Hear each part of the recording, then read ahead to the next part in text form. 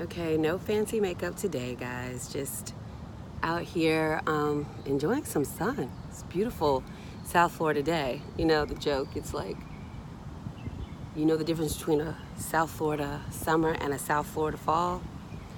Absolutely nothing, except for a little temperature change. Well, I'm not gonna take all day or all afternoon to get quite to this point, but, I'm gonna get right to it.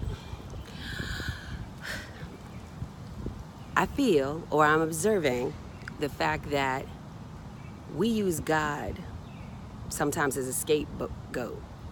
Like, we say, if it's God's will, we will succeed in something. And some of these ideas that we blame on God for us not achieving, or some of the levels that we don't make, or some of the personality changes that we don't make, really don't have anything to do with God telling us no.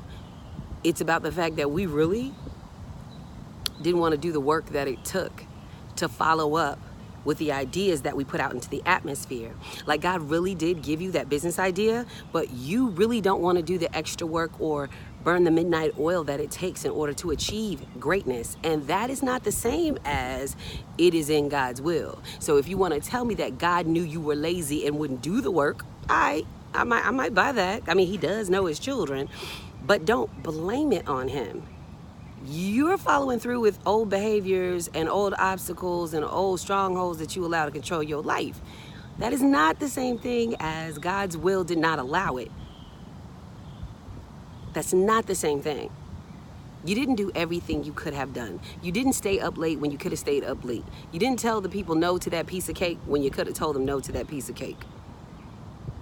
You didn't do all the work that you could have done to make your dreams happen. You got tired in the middle, or you just felt overwhelmed in the middle, and that's okay. But don't blame God. Just say, it was a little too much for me and I stopped. Because when we take ownership about things that come out of our mouths, when we take ownership about following up or not following up with things that happen in our lives, it kind of shifts what you will do and how much perseverance you're going to put behind it before you give up.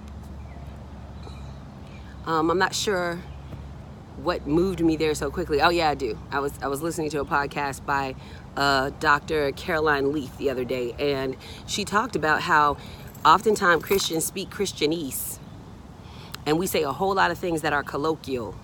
You know, if it's God's will, when we ain't even dealing in a Christ situation to start with. We're already dealing with something like going to work and being efficient at work, or getting healthy and eating the right thing, or starting a business that God does indeed keep bringing back to your mind, but you just don't want to do all the work. Or that podcast that he told you to start, but you don't want to do all the work. Or the vlog that you're supposed to be running, but you don't want to do all the work. And, you know, there's brunch and partying and a whole lot of other things you could do other than that. And of course, then there's the quick fix, let me hurry up and get rich stuff. I mean, who wants to do all this work? So, the next time you're about to give yourself an out and blame it on God, make sure it's God. Have a conversation with yourself. Is God stopping me, or is my laziness stopping me? Is God stopping me, or is my fear stopping me?